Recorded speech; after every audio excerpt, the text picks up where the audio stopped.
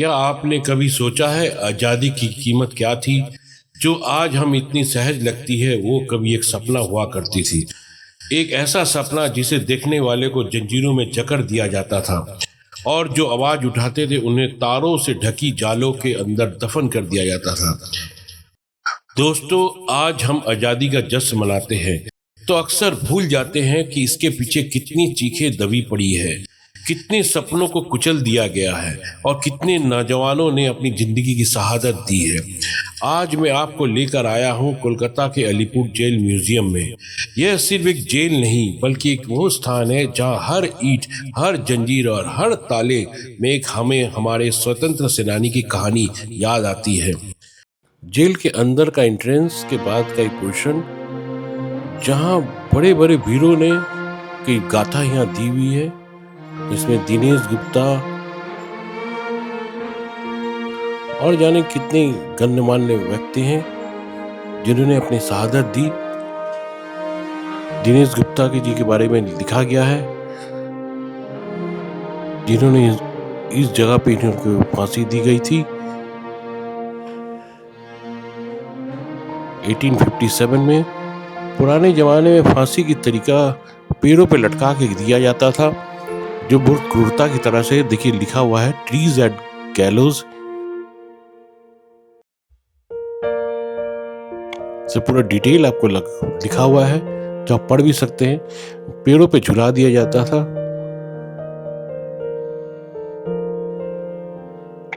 Alipur jail के बारे में सब कुछ आपको डिटेल में आपको ये म्यूजियम में आपको मिल जाएगी, जहां आप अपने वीरों के बारे में आपको जानकारी मिलने का बहुत अच्छा अवसर है। लोगों की जमावड़ा पुराने पिक्चर से जिससे आपको समझ में आ जाएगा। ये वही प्रांगण है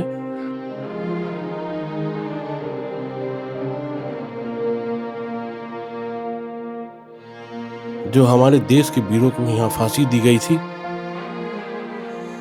यहाँ लिखा हुआ भी है अलीपुर जेल में शहीदों की लिस्ट: कन्हैयालाल दत्ता 10 नवंबर 1908, सत्यनारायण बासु 21 नवंबर 1908, वीरेंद्रनाथ दासगुप्ता 21 फरवरी 1910, गोपीनाथ शाह 1 मार्च 1924, प्रमोद रंजन चौधरी 28 सितंबर 1926, अनंत हरि मित्र 28 सितंबर 1926 और दिनेश गुप्ता 7 जुलाई 1931 और रामकृष्ण विश्वास 2 मार्च 1932 और दिनेश मजुमदार 9 जून 1934।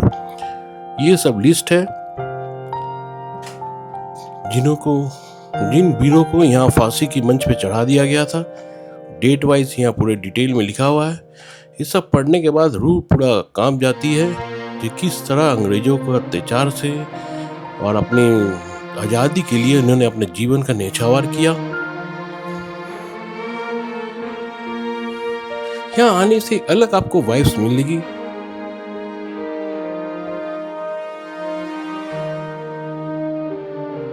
देश प्रति प्रेम क्या होता है इन वीरों से पता चलता है। यह है वही जगह जहां फांसी का मंच बोल सकते हैं। यहाँ उन महान आत्माओं ने काले अंधेरे में दिन गुजारे, भूख और यातना सही, लेकिन अपने इरादों को कभी झुकने नहीं दिया। सोचिए, अगर वो हार मान लेते तो क्या हम आज खुली हवा में सांस ले पाते? अलीपुर जेल में इन दीवारों पर सिर्फ खून की दाग नहीं बल्कि हौसले के निशान भी है। ये हमें याद दिलाते हैं कि असली ताकत शरीर की नहीं बल्कि सोच और विश्वास की होती है। तो दोस्तों, ये जगह हमें सिखाती है अगर मंजिलें सच्ची है तो अंधेरा कितनी भी गहरी क्यों ना हो, आशा की लौ बुझ नहीं सकती। आज़ादी की असली कीमत जो हमें सिखाएंगे जिंदगी की कभी हार नहीं माननी चाहिए और जहां हर कदम पर हमें देशभक्ति और आत्मबल की एक प्रेरणा देगी।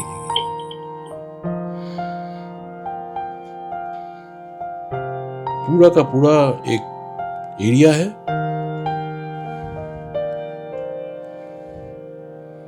जहां पर सीढ़ी पर चढ़ के यहाँ फांसी दे दी जाती थी। नीचे आपका तख्त लगा हुआ है, बीच में एक विशाल सा एक पेड़ है।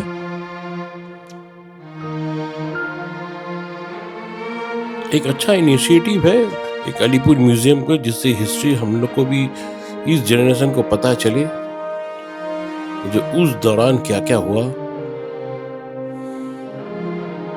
ये रहा जेल, जहां कैदियों को ब्रिटिश लोगों ने कैद करके रखते थे। एक छोटा सा टॉयलेट दिख रहा है और बगल में वो उसी पे बेड है, बेडनुमा है। शायद 10 बाई 10 का साइज होगा अप्रोक्सीमेट। इसी में लोग अपने जीवन के सुनहरे पल कुछ हो सकते हैं या यातनाओं के पल गुजारे, तो भी ब्रिटिश से हार नहीं मानी।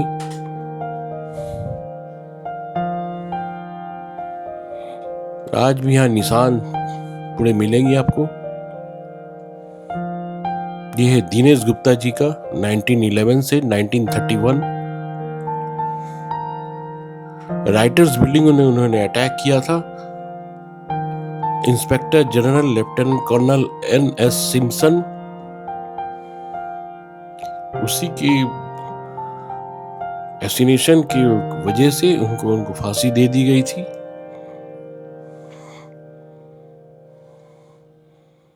उस समय लोग, एक क्रांतिकारी लोगों में अलग जोश आपको देखने को मिलता था। ये रहा उनका मूर्ति दिनेश गुप्ता जी का, जिनको दिल से सैल्यूट। और यही उन कमरा था जहां उन्होंने अपना अंतिम की पल यहाँ गुजारे, जो आज म्यूजियम के तौर पर है।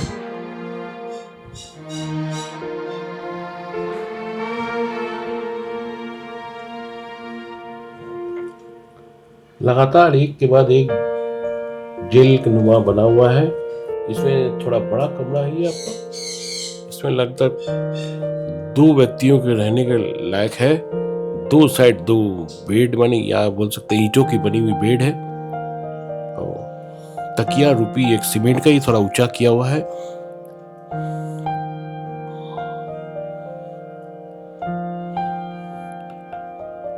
ये बगल वाले जेल के कमरे से डबल साइज था।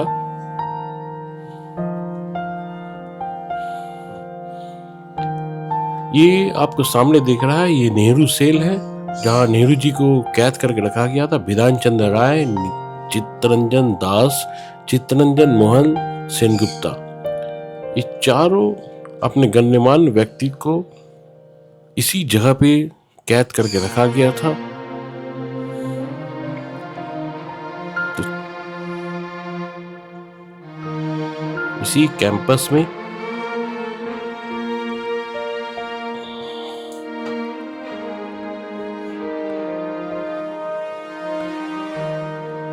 ये कैंपस एक्चुअली 2 माले के ऊपर है, फर्स्ट और सेकंड।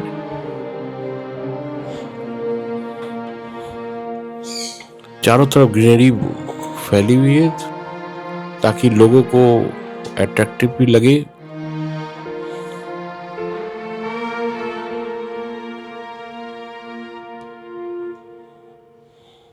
ये रहा आपका सेल,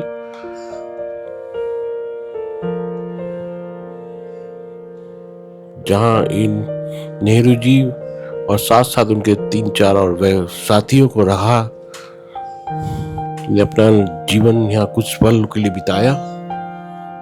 इसमें भारत के पश्चिम बंगाल के भूतपूर्व मुख्यमंत्री स्वर्गीय डॉक्टर बिधान चंद्र राय,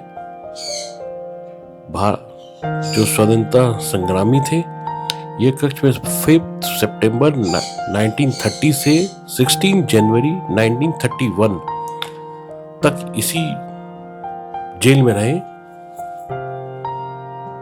ये रहा डॉक्टर बिधान चंद्र राय जी का प्रतिमा, जो देख पा रहे हैं आप।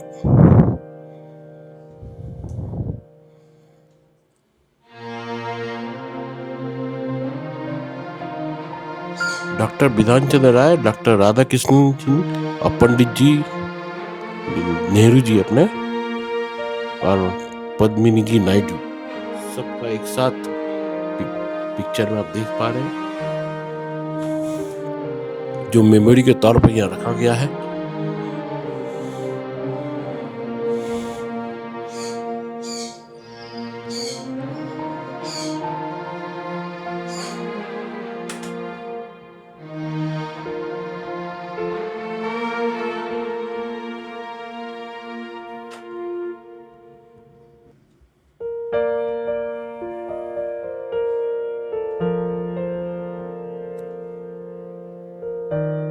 इसको देखते हुए याद ताजा हो जाती है, जो किस तरह से अपना रूह कांप जाता है, जो किस तरह से हमारे वीरों को यहाँ स्ट्रगल करना पड़ा हमारी आज़ादी के लिए, जो आज हमें मुफ्त में मिलती है। ऐसे लग रहा है अपने को कुछ उतना समझ में नहीं आता है, जो इन्होंने किस तरह से अपना बलिदान दिया, सर्वोच्च बलिदान। यहाँ हर जेल में सबके बारे में डिटेल पूरा लिखा हुआ है।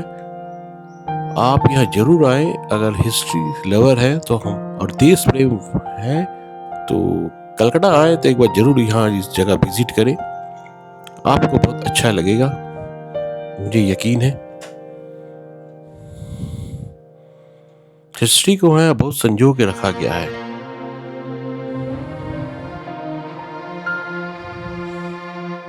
ये सामने आपको दिख रहा है नेताजी सेल है, नेताजी का रहते थे, नेहरू जी, चित्तरंजन दास, विधान चंद्र राय और जतीन्द्र मोहन सेनगुप्ता। और सामने जिस तरह से आपको मैं पहले ही दिखा दिया, वो फांसी की जगह, जो अपनी इस जगह विजिट कर चुके थे। और नेहरू जी, नेताजी सब इसी एरिया के अंदर बगल बगल साइड में।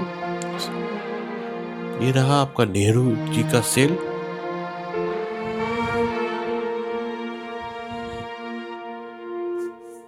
कुछ समय के लिए इनको भी यहाँ कैद का जिंदगी बिताना पड़ा था। ये छोटी सी एक इंदिरा गांधी जी का मूर्ति है, जो 20 मिनट के लिए यहाँ आई थी अपने पापा से मिलने, डॉक्टर पंडित नेहरू जी से, जो है डिस्क्रिप्शन में लिखा हुआ है। 16 फरवरी 1934 से लेकर 7 मई 1934 तक यहाँ उन्होंने रहा, और इसी कक्ष में रहा जो इनको स्टैचू के रूप में रखा गया है, ताकि लोगों को आज के डेट में किसी को देखने में मेमोरी के तौर पर उसको समझ में आए। यहाँ पूरा डिटेल भी लिखा हुआ है। First prime minister of India Jawaharlal Nehru was included in the cell of the building for 80 दिनों के लिए, from February 17 to 7 May 1934 by British government.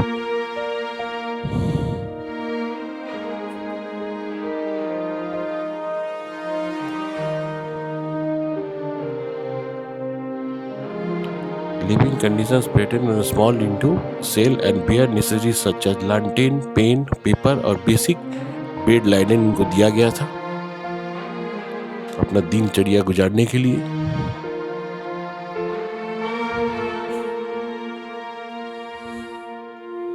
और 20 मिनट के लिए उनको अपनी बिटिया, यानी कि अपने पूर्व प्रधानमंत्री इंदिरा गांधी जी को मिलने का मौका दिया गया था, इसी पेड़ के बीच में, जो यहाँ स्टैचू के रूप में दिख रहा है आपको।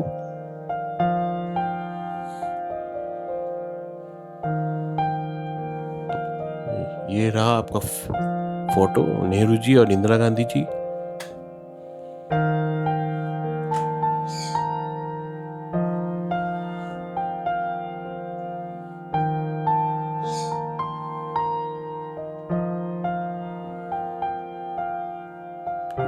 ये सामने आपका वॉच टावर दिख रहा है, इसी से सब कैदियों को मैंने नजर के सामने रखने के लिए प्रयास किया जाता था। ऊपर में चल के देखते हैं और क्या क्या है एक्सप्लोर करने के लिए, ताकि मैं आपको बता पाऊँ।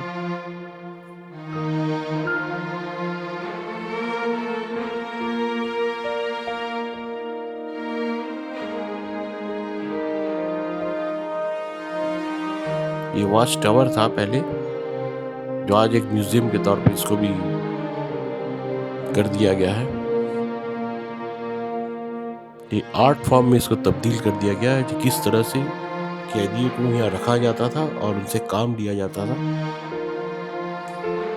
उस जमाने में पत्थर तोड़ा करते थे।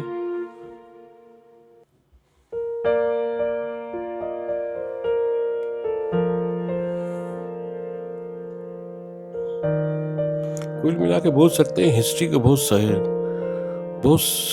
मैंने सेफ करके रखा गया है, ताकि लोगों को ध्यान में रहे और अपना हिस्ट्री के बारे में थोड़ा जानकारी भी मिले। बहुत अच्छा इनिशिएटिव है।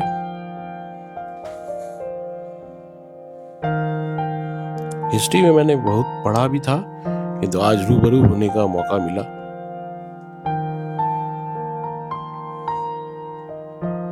उम्मीद है दोस्तों आपको ये ब्लॉग पसंद आया होगा। पसंद आए तो प्लीज सब्सक्राइब कीजिए। जय हिंद।